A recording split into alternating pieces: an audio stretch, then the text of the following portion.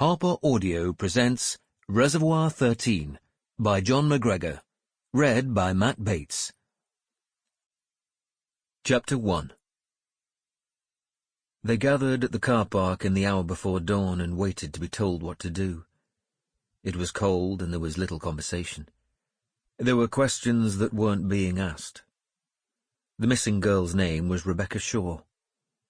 When last seen, she'd been wearing a white hooded top. A mist hung low across the moor, and the ground was frozen hard.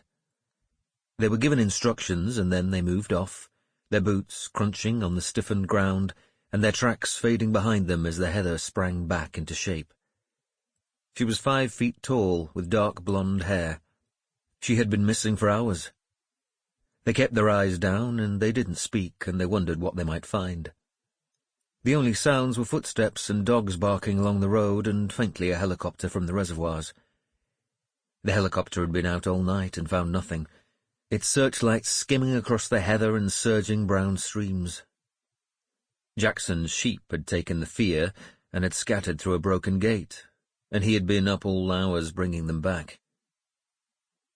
The mountain rescue teams and the cave teams and the police had found nothing, and at midnight a search had been called.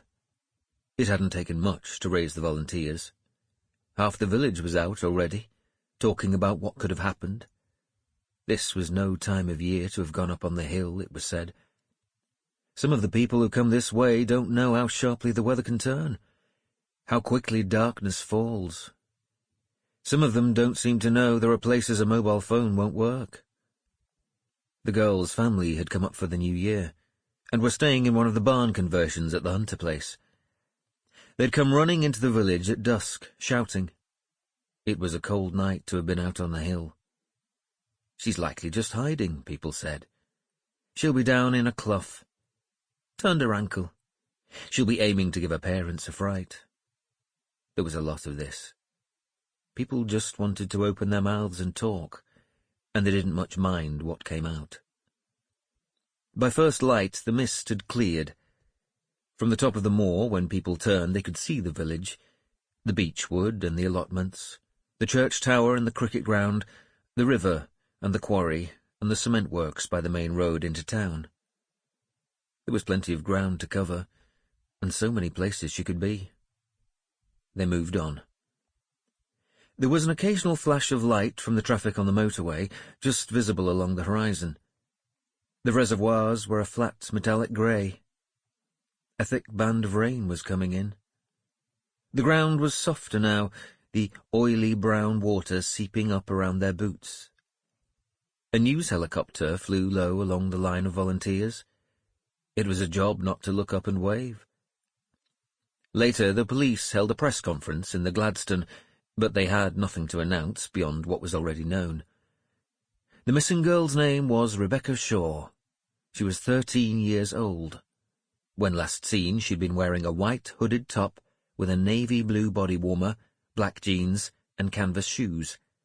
She was 5 feet tall, with straight, dark blonde, shoulder-length hair.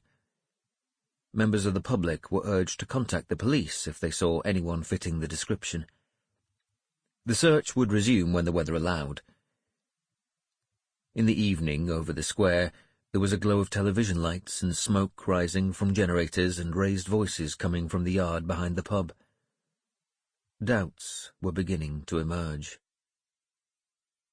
At midnight, when the year turned, there were fireworks going up from the towns beyond the valley, but they were too far off for the sound to carry, and no one came out to watch.